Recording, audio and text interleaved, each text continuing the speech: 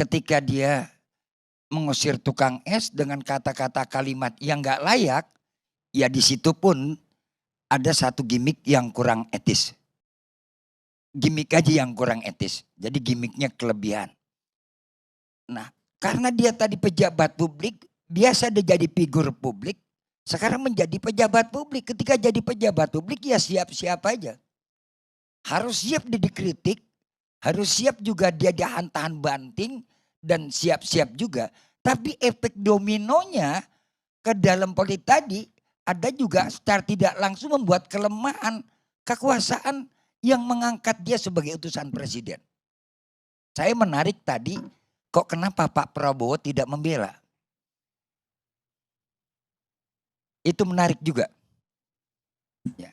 Semestinya Pak Prabowo ketika itu juga harus memberikan jawaban. Minimal sudah ada teguran, dan teguran itu sudah disampaikan oleh sekretaris kabinetnya, dan itu disampaikan mestinya kepada publik. Kita enggak soal membela, ini masalahnya kan udah bergulir begini hebat nih. Urusan yang sepele jadi akhirnya bicaranya rame kemana-mana, ya.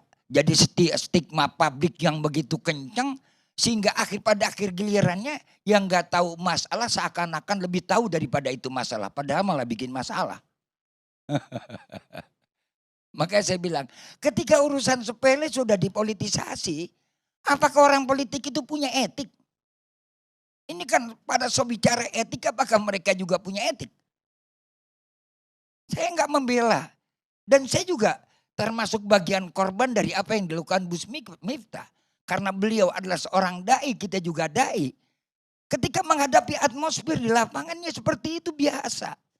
Bahkan saya jadi ustadz, jadi mubalik, tanya Ustaz Harif Rahmat dari tahun 80-an. Baru tukang es, orang stres naik ke panggung.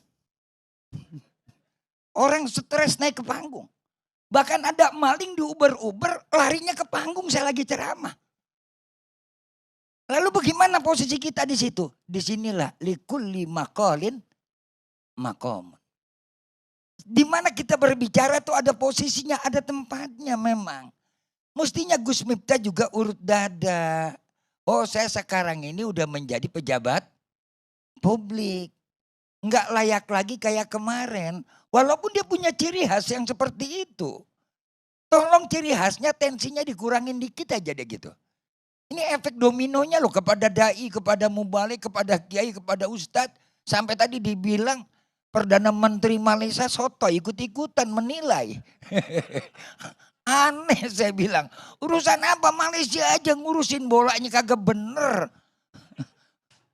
Saya juga nggak setuju kalau mereka ikut campur urusan dalam negeri kita apa-apaan. Kan begitu. Ini nanti ada orang DPR harus berbicara keras itu.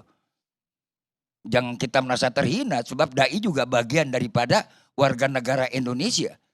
Nggak boleh kita diganggu kayak macam begini. Indonesia strong, Indonesia lebih kuat daripada Malaysia.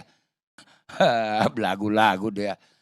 Kembali kepada kasus ini, sisi yang kedua, sisi sosial. Memang tidak ada satu kepatutan. Ini yang harus dijaga. Dan ini pembelajaran buat kita semua. Ketika kita di atas, kita harus urut dada. Jangan merasa mentang-mentang. Ada satu kebiasaan yang terus terbawa, al-adatu muhkamah. Ketika kebiasaannya seperti itu, lupa siapa jati dirinya. Sehingga pada akhir gilirannya ia ceplas-ceplos jalan terus. Ya, Ghazali juga begitu mereka Ghazali ini sekarang udah jadi anggota dewan. Walaupun di kampung dia kiai, ya karena udah makomnya beda, ya tentu posisinya dia berbeda. Sama-sama beliau juga santri. Kayak Harif Rahmat juga sama. Ya. Karena beliau sekarang jadi umat belum jadi menteri aja. Ya, kalau dia mau jadi menteri pasti rambutnya juga dicukur. Kan begitu. Ya apa pantas menteri umpamanya gondrong begini. Ya serem nanti rakyatnya ngelihat. Kan begitu. Nah inilah yang kita lihat. Makanya marilah hentikan polemik ini. Selesai sudah sampai di sini.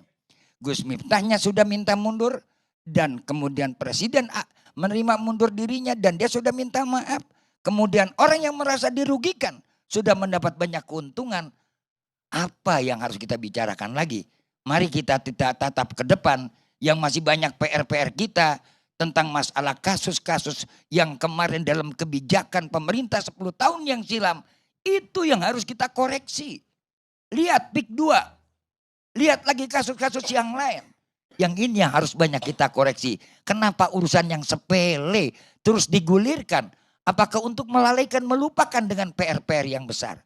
Mudah-mudahan insya Allah akan jadi hikmah yang besar. Yang ketiga ada hikmah lagi dari Gus Miftah. Mana hikmahnya? Beliau legowo satria, minta mundur, dan ini pelajaran yang baik. Harusnya besok seluruh pejabat publik yang sekarang hari ini dilantik dan menjabat, kalau Anda sudah melanggar etik, jangankan melanggar hukum negara, melanggar etik publik, sebaiknya Anda mundur sebelum dimundurkan oleh rakyat.